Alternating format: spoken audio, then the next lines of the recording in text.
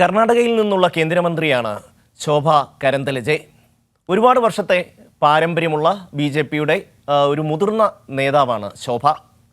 കേന്ദ്രമന്ത്രിയായിരുന്നു, സംസ്ഥാന മന്ത്രിയായിരുന്നു, എം.എൽ.എ. ആയിരുന്നു, എം.പി. ആയിരുന്നു. ഇങ്ങനെയുള്ള ഒരുപാട് സ്ഥാനങ്ങൾ വഹിച്ചിട്ടുള്ള വ്യക്തിയാണ്. പക്ഷേ ഇതൊന്നും പറഞ്ഞിട്ട് കാര്യമില്ല. വായിൽ നിന്ന് പലപ്പോഴും വളരെ മോശപ്പെട്ട ഭാഷണങ്ങളാണ് പുറത്തു വരിക. ഇപ്പോൾ ഈ കഴിഞ്ഞ ദിവസം അവർ തമിഴ്നാടിനും കേരളത്തിനുമെതിരായിട്ടുള്ള ഒരു വലിയ പ്രസ്താവനയാണ് നടത്തുന്നത്. അവർ പറയുകയാണ്, തമിഴ്നാടിനും കേരളത്തിനും ബോംബിൻ്റെയും അതുപോലെ തന്നെ ആസിഡിൻ്റെയും ഒക്കെ ചില ഉപയോഗങ്ങളാണുള്ളത്. തമിഴ്നാട്ടുകാർ ബോംബുണ്ടാക്കാൻ പരിശീലനം നേടി ബാംഗ്ലൂരിലെത്തി സ്ഫോടനം നടത്തുന്നു. മലയാളികൾ കർണാടകയിലെ പെൺകുട്ടികൾക്ക് നേരെ ആസിഡ് ആക്രമണം നടത്തുന്നു. ഇതാണ് അവർ പറയുന്നത്. അപ്പോൾ അവരെ സംബന്ധിച്ച് നമുക്ക് ഒരു പ്രതീക്ഷയുണ്ട്, ഒരു കേന്ദ്രമന്ത്രി എന്ന നിലയിൽ. ആ വിഷയം നമുക്കൊന്ന് പരിശോധിക്കാം.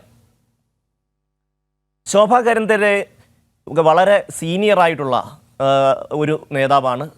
മുൻ മുഖ്യമന്ത്രി യെദ്യൂരപ്പയ്ക്ക് ഏറ്റവും വേണ്ടപ്പെട്ട ഒരാളാണ് ശോഭ കരന്തലജെ. വളരെ ചെറിയ പ്രായത്തിൽ തന്നെ RSSുമായും അതുപോലെ തന്നെ BJPയുമായി എല്ലാം ബന്ധപ്പെട്ട് പ്രവർത്തിക്കുന്ന ഒരാളാണ് ശോഭ.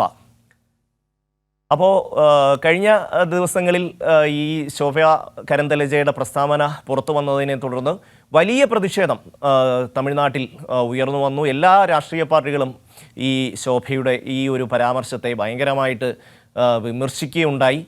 മുഖ്യമന്ത്രി M.K. സ്റ്റാലിൻ തന്നെ ഈ വിഷയത്തിൽ ശക്തമായ പ്രതികരണവുമായി രംഗത്ത് വന്നു.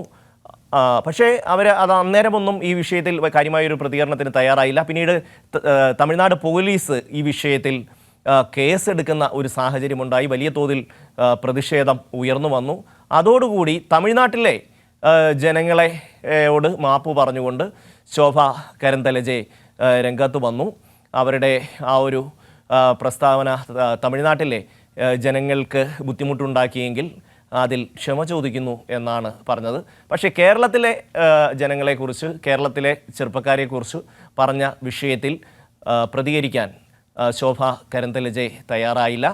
എന്തായാലും ഈ വിഷയത്തിൽ DMK തെരഞ്ഞെടുപ്പ് കമ്മീഷനെ സമീപിച്ചിട്ടുണ്ട്. അതുപോലെ തന്നെ തമിഴ്നാട്ടിലെ വിവിധ രാഷ്ട്രീയ കക്ഷികളും ഈ വിഷയത്തിൽ പരാതിയുമായി രംഗത്ത് വരുന്നുണ്ട്. കേന്ദ്രമന്ത്രിക്കെതിരെ കർശന നടപടി വേണം എന്നുള്ള ആവശ്യമാണ് ഇതുമായി ബന്ധപ്പെട്ട് ഓരോ രാഷ്ട്രീയ പാർട്ടികളും വിവിധ സംഘടനകളും ഉന്നയിക്കുന്നത്. കേരളത്തിൽ പക്ഷേ ഇതുമായി ബന്ധപ്പെട്ട് കാര്യമായ ഒരു പ്രതിഷേധമൊന്നും ഉയർന്നു വന്നില്ല. CPI സംസ്ഥാന സെക്രട്ടറി ബിനോയ് വിശ്വമാണ് ഇക്കാര്യത്തിൽ പരസ്യമായ ഒരു പ്രതിഷേധത്തിന് തയ്യാറായത്.